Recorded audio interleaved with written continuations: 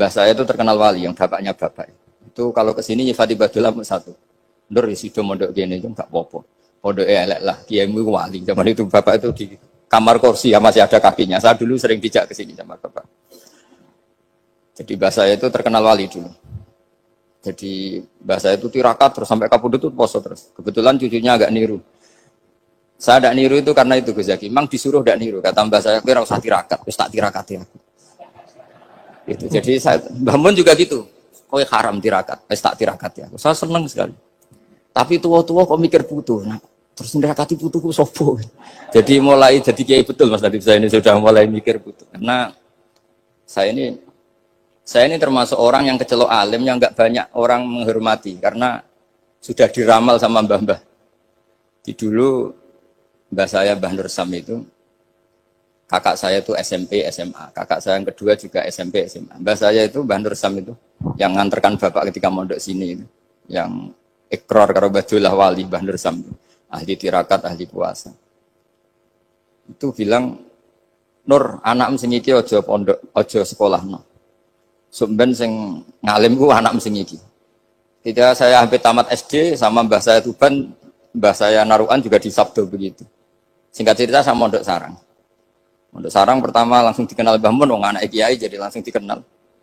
Didoni macam-macam terus jadi wong alim juga ada yang ngelem. Biasa aja untuk dongane wong sepuh-sepuh. Ya sebenarnya saya agak kecewa ya, saya inginnya kan dianggap prestasi gitu, ternyata dianggap doanya orang-orang sepuh. Ya, makanya kula niki mriki ya rodok ya syukurlah sama Bang Mutamakin sama semuanya karena tadi, kenapa saya harus cerita ini? Quran sendiri mengakui bahwa orang soleh itu diantara aturannya adalah dzurriyyatam ba'duha min ba'd. Meskipun Allah bisa bikin orang soleh dari mana saja, tapi yang legitimit itu memang dzurriyyatam ba'duha min ba'd. Dan kata dzurriyyah itu tasmalu auladal inas, kata Ibnu Hajar al-Asqalani, memasukkan turunan yang dari ibu. Meskipun tentu secara wali nikah atau secara disiplin nasab dari ibu itu tidak ngefek. Tapi dari segi fa'innal irqadassas, bahwa sistem tubuh kita itu tetap ada gen dari seorang apa? Ibu. Sehingga banyak ulama tafsir mengatakan dzurriyyah itu tasmalu auladal inas. Dzurriyyah itu memasukkan turunan dari apa? Ibu. Bapak saya itu nasabnya nasab wali, jadi babahnya itu suka tirakat, suka. Ibu itu nasab kiai. Jadi kalau bapak wiridan itu, kalau istiqomah itu disalahkan sama keluarga ibu. Istiqomah itu salah. Karena ijabu malam yajib, mewajibkan sesuatu yang tidak wajib. Itu masalah secara ilmiah. Mbah Mun itu sering kritik, kalau ada pondok kok wajib puasa, wajib merawat itu sering kritik. Itu secara fikih bahaya. Ijabu malam yajib, mewajibkan sesuatu yang tidak wajib. Dan itu kriminal dalam bab fikih. Betul itu, sama cari di Sulam Taufik, babnya itu ngeri. Ijabu malam yajib itu tidak dihitung minal kabair. Dicari sendiri itu di bab Sulam Taufik, tidak perlu saya sebut, itu parah betul malah cara menvonis Abdullah bin Husain bin Thohir di Sulam Taufik. Ijabu malam yajib. Tapi pondok-pondok yang tirakat tidak kurang dalih. Niki boten majibaken, ngelatih. Boten majibaken tapi napa? Nah, silsilah dari keluarga ibu itu suka ilmu. Sehingga Abdullah bin Mas'ud itu tiap hari itu mensweeping orang yang sering duha. Kalau ada orang duha istiqomah itu disweeping. Awas, harus seminggu sekali, nggak boleh tiap hari. Masa sholat fardu kamu saingi sholat duha? Nggak boleh, fardu tersaingi. Itu Abdullah bin masyhur, sampean cari di Al-Ghunjah itu. Sayyidah Aisyah kalau ada orang duha tiap hari dimarahin. Dan itu secara konstitusi ilmu benar karena Nabi Qiyamul Lail Ramadan itu hanya 4 hari yang di depan umum. Lainnya itu enggak. Khasyata ayyufradu alaihim kalau dalam sahih takut dianggap fardu. Akhirnya istiqomah itu masalah di keluarga saya yang dari ibu. Nah, kebetulan kita ini suka ada istiqomah akhirnya ya seperti ini. Tapi ini ilmu harus kita bicarakan. Tapi yang istiqomah Bapak itu pengagum Badulah. Bapak itu suka sama istiqomah karena punya guru dulu Kiai Zubedi istiqomah, Badulah istiqomah. Tapi jangan kira Badulah itu hanya istiqomah. Saya punya sanad banyak. Mungkin Gus Zaki lebih tahu. Sering saya diceritakan Bapak. Badulah itu nak ambek wong fase teman-teman itu ya rapati cocok. Senajan to majib no fase. Tak takok iki ngopo. Empuk nak ke fasean darani wong awam untuk ganjaran. Mergo macane Quran gak fase. Padahal untuk ganjaran mergo seneng Quran. Jadi terus tak takoki Bapak, niku saged damel syariat mboten? Ya ora kenek, pokoke ngono. Jadi gue ngekrori. Artinya beliau ndak ingin lah gara-gara kita terlalu pakem tajwid kemudian menganggap siapa saja baca Quran salah kemudian tidak dapat pahala. Bisa saja hamalahum ala ayakraul Qur'an apa mahabbatuhum wa iskuhum wa kada wa kada. Jadi akhirnya saya jadi tahu. Oke, secara makhraj salah, tapi iseknya benar, mahabbahnya benar, brontonya benar. Jadi sebetulnya Badulah itu punya sekian makalah tentang ilmu. Hikam juga gitu. Nur nak cah santri ngaji Ihya itu jauh oleh. Saya nak ngaji Hikam mojo. Maksudnya beliau entah kalau setelah itu Badulah itu melarang siapa saja santri ngaji Hikam itu dilarangnya ada kelas tertentu untuk boleh ngaji Hikam. Nah, kenapa saya cerita ini? Karena saya masih ingat betul di antara wasiatnya Mbah Mun itu. Pirroh sebab apa Fatihah kok ihdinas siratal mustaqim bukan siratoka tapi siratal ladzina an'amta alaihim. Dawe Mbah Mun fa innallaha ta'ala la ya'kul wa la yashrab wa la yanqih wa la kadza wa kadza. Allah itu enggak makan, enggak minum, enggak tidur. Sehingga kita enggak bisa niru Allah. Tapi yang makan tidur itu manusia. Sehingga kalau ingin dekat Allah ya niru siratal ladzina bukan siratoka. Kita cara tidur niru Kanjeng Nabi, niru ulama, cara makan, cara minum, niru Allah tidak bisa. Makanya bukan ihdinas siratal mustaqim siratoka tapi siratal ladzina an'amta. Maka dalam beragama itu butuh master, butuh panutan. Ya tentu Mbah Mun oleh ngendikan pakai luwet orang-orang kuno. Cara Mbah Mun pakai cantolan. Maka saya punya makalah banyak dari Bapak, dari Mbah Mun, dari Mbah Zubair, dari sampai saya itu hafal sanad sampai Rasulullah SAW. Karena yang bisa mengawal ilmu itu sanad. Termasuk saya di sini bawa kitab Ar-Risalah Al-Qusairiyah. Nanti saya baca beberapa panutan kita. Di sini ada Abdul Qasim Al-Junaidi, ada Abu Yazid Al-Bustami, ada banyak ulama yang ditulis Ar-Risalah Al-Qusairiyah. Dan itu yang membentuk Imam Ghazali, kitab Ar-Risalah Al-Qusairiyah. Tapi sekarang kita ini tidak belajar lagi tentang tasawuf. Tasawuf itu, Abdul Qasim Al-Junaidi jadi wali itu bukan wiridannya terlalu banyak. Enggak. Beliau pernah bikin satu kalimat yang menjadikan Allah itu ridho. Kalimatnya begini, kalau malam beliau wiridan gini, ya Allah, kenapa engkau ngasih rezeki saya? Padahal engkau tidak butuh saya. Kalimatnya sederhana. Kalau seorang majikan ngasih servis sama karyawannya, memang butuh pekerjaannya. Orang tua ke anak butuh kasih sayangnya. Tapi engkau ini zat yang tidak butuh saya, tidak butuh kita. Ngapain ngasih? Jadi punya sisi betapa Allah itu luar biasa. Wong tidak butuh kok. Ngasih itu kan luar biasa. Jadi karena mensifati seperti itu Allah itu ridho. Itu luar biasa. Normalnya orang memberi itu kan, apalagi orang memberi kiai itu kacau sekali. 1.000 jaluk swarga. Salam template 1 juta wae jaluk apa? Swarga itu parah lagi. Nanti kalau enggak masuk surga tunda-tunda.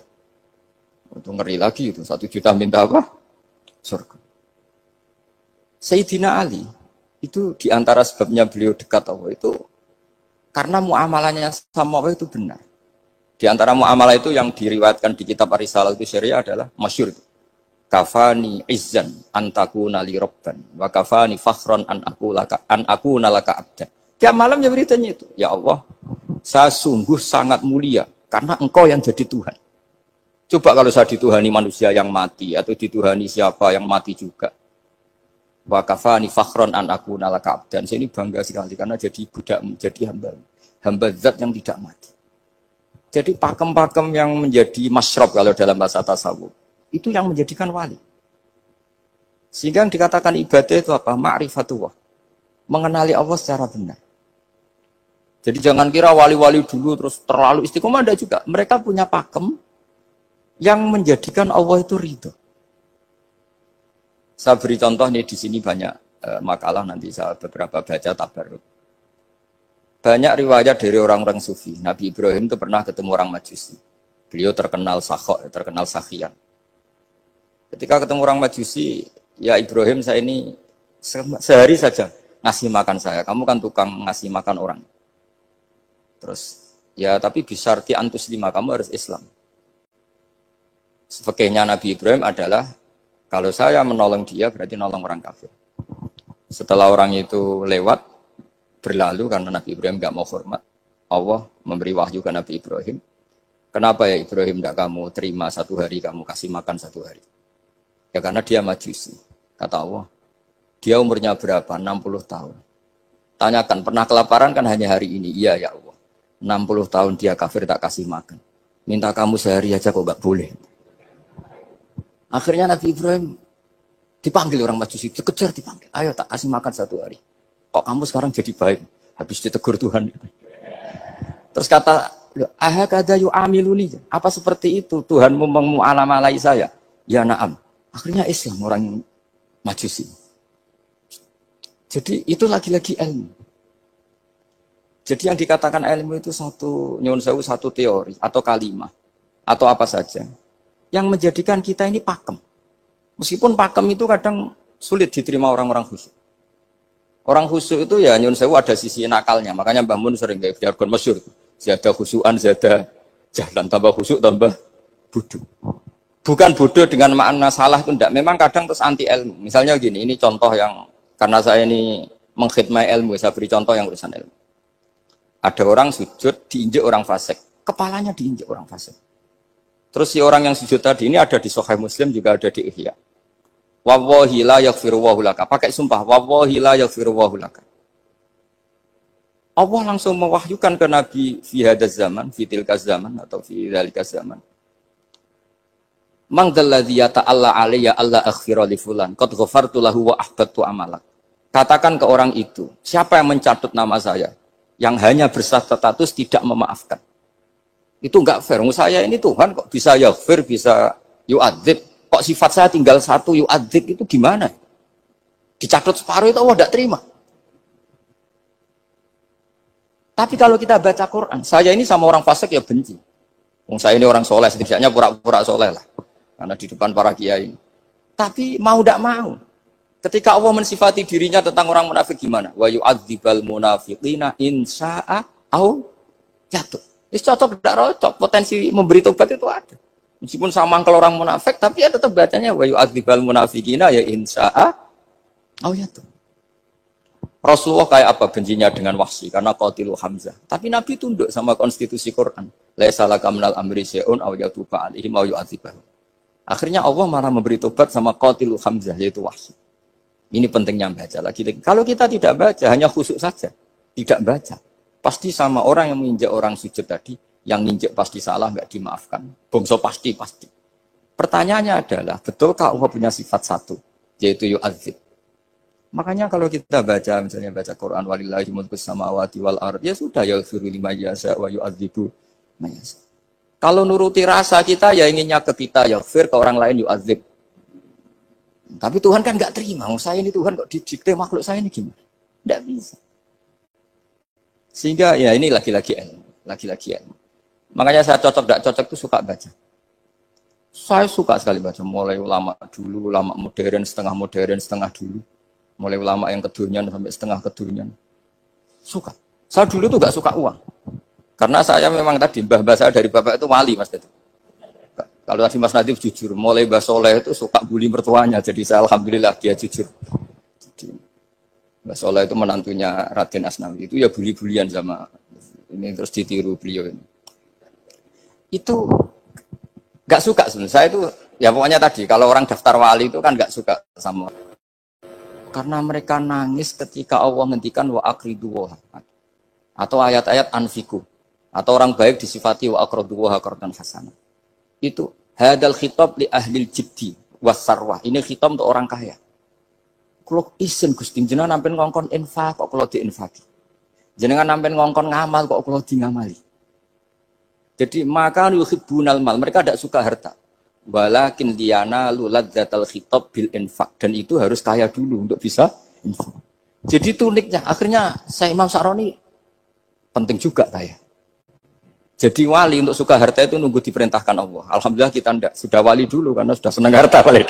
Jadi kayaknya keren kita dibanding wali-wali itu. Artinya wali itu tahu pentingnya harta setelah jadi wali. Kita alhamdulillah mulai kecil sudah tahu pentingnya harta. Kayaknya kita lebih wali. Imam Syafi'i itu dulu gak suka sama orang kaya. Saya berkali-kali ceritain. Karena dia dididik Sufyan As-Tsauri, Sufyan bin Uyainah. Tapi ketika ketemu Imam Malik itu kaya raya. Meskipun dia hidupnya sederhana, tapi kaya raya. Pas beliau mau, Imam Syafi'i dia agak-agak sopan kalau sekarang tanya, setelah jenengan, ilmu yang saya harus ambil siapa? Kata Imam Malik, yang sealim saya itu sudah meninggal Abu Hanifah, tapi muridnya masih, namanya Muhammad bin Hasan Asy-Syaibani. Kamu datang ke sana. Malam itu Imam Malik dikasih uang 500 dinar. Padahal 1 dinar itu 4,25 gram. Bisa dihitung berapa ratus juta. Terus paruhnya dikasihkan Imam Syafi'i. Nah, tidak kasangoni. Pagi-pagi diajak ke Baki. Dulu Baki itu ada kafilah rental unta. Mana kafilah yang mau ke Irak? Kita. Ya sudah ini antar. Tak bayari. Diantar Imam Syafi'i. Diantar ke Imam Muhammad bin Hasan Asy-Syaibani di Irak. Itu ketemu Muhammad bin Hasan Asy-Syaibani pertama itu apa? Beliau itu kalau ngitung uang di meja. Emas-emasnya di meja, uangnya dolar, semuanya di meja. Tambah kaget, ini saya sama Imam Malik ingkar, ini malah lebih parah lagi. Kata Muhammad bin Hasan Asy-Syaibani, atak jabu min hadza. Kamu kagum dengan ini, merasa aneh? Iya. Ya sudah, ini tak kasihkan orang fasik. Tigo demenan, tigo judi. Jangan, jenengan saja. Kalau jenengan kan orang soleh dipakai kebaikan. Berarti orang soleh boleh kaya. Angsal-angsal. Semenjak itu Imam Syafi'i kebablasan. Sampai fatwa kiai fikir itu haram. Kiai bisa bikin rumah bagus, bikin rumah jelek. Haram. Suasa al-Islam ya Allah wala yulah. Nah, lagi-lagi kebetulan kita sebelum ngaji Imam Syafi'i sudah seperti itu. Jadi ini justifikasi. Lagi-lagi itu ilmu. Seorang lagi-lagi itu akhirnya saya baca kitabnya Imam Sa'roni namanya Al-Minanul Kubro. Itu beliau cerita wa mimma manallahu alaihi. Kesannya kayak orang sombong. Tapi sebetulnya yang sopan itu yang sombong. Karena Imam Sa'roni kan bilang, kamu harus memaklumatkan diri kalau antum minal ulama il amilin. Kamu termasuk ulama yang amilin. Terus ditanya sama orang-orang, bagaimana kalau nyatanya enggak? Kamu tadi subuh sholat, iya saya sholat. Kamu tadi zuhur sholat, iya saya sholat. Kenapa ketika kamu maksiat ingat terus, ketika kamu taat tidak ingat? Berarti kamu anggap Allah itu menyesatkan kamu tok, tidak pernah ngasih hidayah sama kamu. Pas delok rondo ning dalan kok maksiat, bar salat atau syukur, bar zuhur atau syukur berasa. Berarti kan nyifati Allah, hari ini Allah ngasih saya maksiat. Sementara lupa kalau Allah ngasih salat zuhur, salat asar, salat maghrib, salat.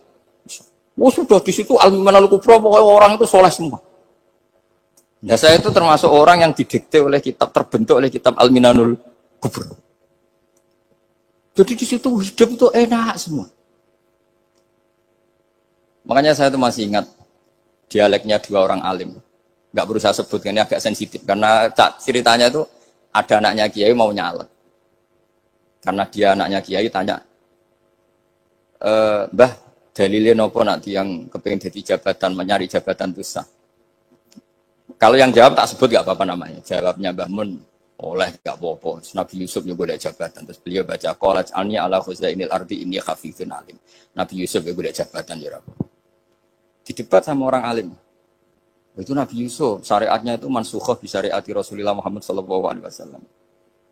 Setelah tamunya pulang, Mbah Mun dibantah gitu. Dari Mbah Mun gini bilang, anut kiai wae oleh apa meneh anut nabi. Masih ingat kalimatnya. Anut kiai wae oleh apa meneh anut. Artinya Nabi Yusuf kan minta jabatan ij'alni ala khuzainil.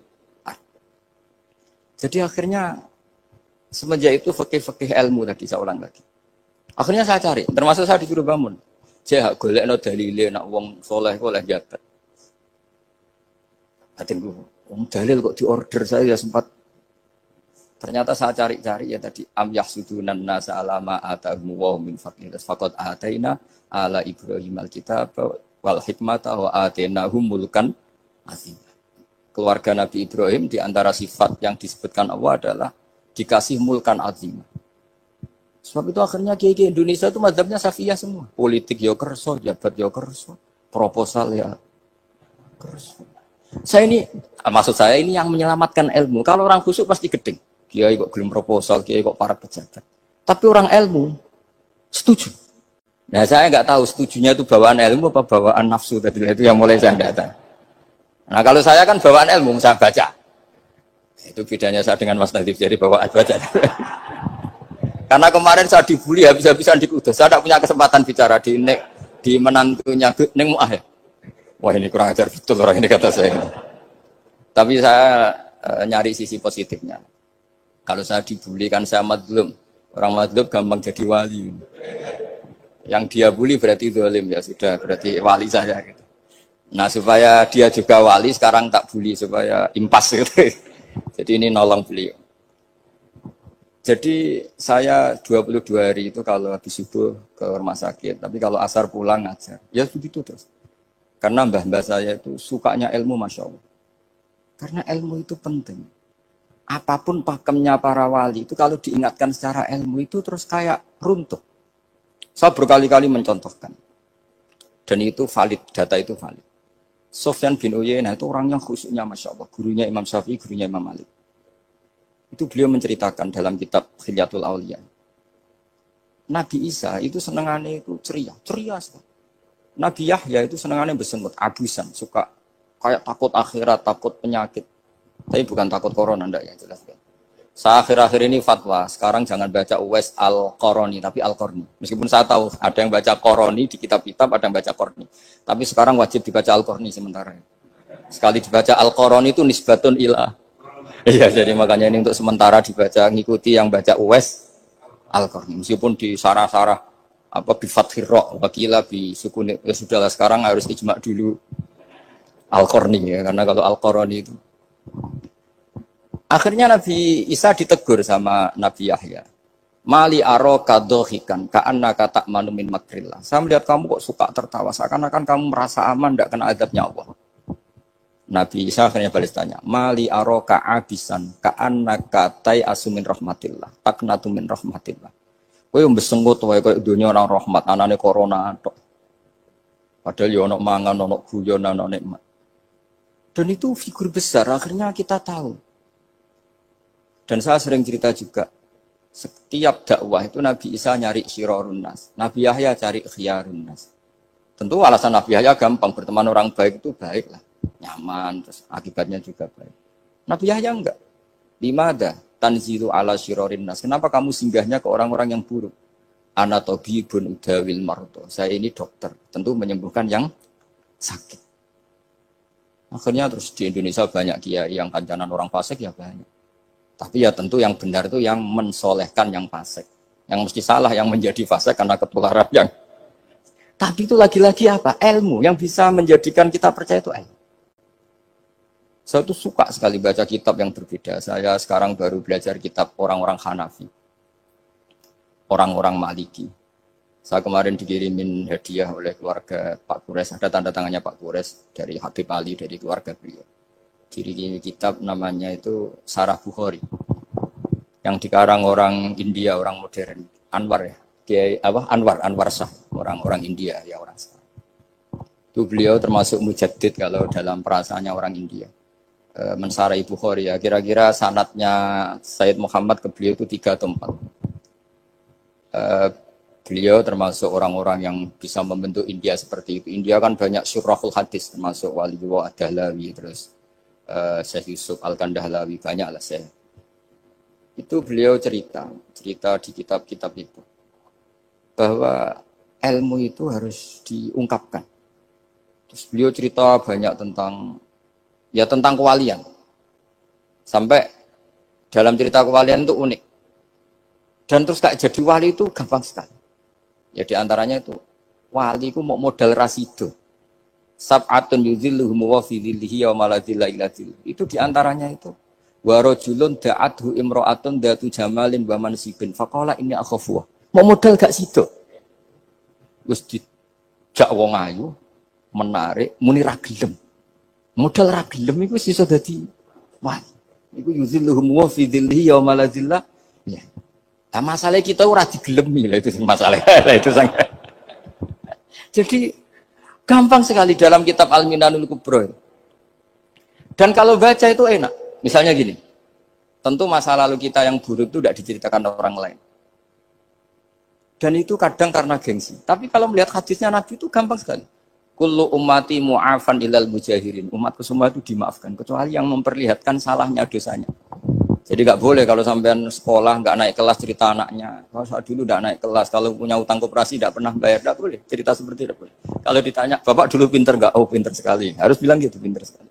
Pernah ranking, ranking sekali sudah nggak apa-apa itu. Meskipun dengan makna yang lugawi ya. Saya dulu iskal. Kan nyun sewu saya ini sering diparani orang yang mau tobat tercerita Gus saya dulu sering main perempuan, sering mabuk, tapi sekarang saya mau tobat gini-gini. Karena ini orang awam, tak terima. Tapi saya bilang gini, kamu jangan cerita ke anak kamu. Terus dia cerita, tapi kan saya harus jujur. Karena ilmunya dia baru terlalu jujur itu penting. Gitu. Terus Pak, pokoknya menurut kula ora oleh cerita, pokoknya ora oleh cerita. Ya Gus oke nurut. Setelah itu saya nyari-nyari sarah, termasuk kitab itu. Kok bisa orang yang tidak mujahirin, orang yang menutupi salahnya malah dimaafkan, yang cerita jujur pernah salah malah tidak. Sangat bener. Misalnya seorang bapak cerita, "Cung aku dhisik nak pacaran tak ambung." Misalnya, anaknya mesti suatu saat kan dia puber. Mesti nak ngambung niru bapak. Nah, kalau yang cerita itu ribuan atau jutaan. Cung aku zaman yang pondok itu rezekiku kombodoni. Kan terus jadi syariatun mutabah. Apalagi yang cerita ini ternyata jadi kiai, ternyata gitu ya tetap jadi kiai. Jadi kalau pura-pura soleh di rumah pura-pura soleh, seakan-akan di pondok tidak pernah kodok, tidak pernah setor meluntir, tidak pernah apa kan? Katanya, lalu lucunya, oke itu alasan. Alasannya Imam Ghazali itu paling masuk akal. Ini saya cerita, ila aliman barokahnya baca Imam Ghazali. Fa inna Allaha ta'ala yakrohu zuhurul ma'asi. Wa min asbabi zuhur adalah al-mujaharah. Karena Allah itu gak suka maksiat itu begitu kelihatan. Dan awal dari kelihatannya maksiat adalah semua orang cerita. Akhirnya maksiat dianggap biasa saja. Jadi kalau semua orang cerita zaman mondok nakal itu akhirnya semua orang yang nakal. Oh itu niru kiai ini, karena ini niru kiai. Kan repot. Tapi kalau semua kiai sok suci atau suci betul, dan semoga ya suci betul. Kan yang maksiat, yang mau maksiat ini nggak punya alasan karena masternya nggak pernah maksiat. Meskipun sebagian yang sultan nggak pernah konangan, nggak tahu pokoknya yang penting seperti itu. Itu hebatnya konsepnya. Saya dulu ya iskal loh. Kok? Ya tadi kullu ummati mu'afan illal mujahirin. Saya dulu iskal seiskal-iskalnya. Tapi setelah baca Ihya kata Imam Ghazali, karena Allah itu nggak suka zuhurul ma'asi. Allah nggak suka kalau maksiat terlalu muncul. Dan termasuk sebabnya muncul adalah setiap orang jujur menceritakan masa lalunya. Sebab itu kita sebagai orang Islam yang entahlah istilahnya apa. Kalau istilahnya Mas Nadib Islam Nusantara atau moderat macam-macam lah.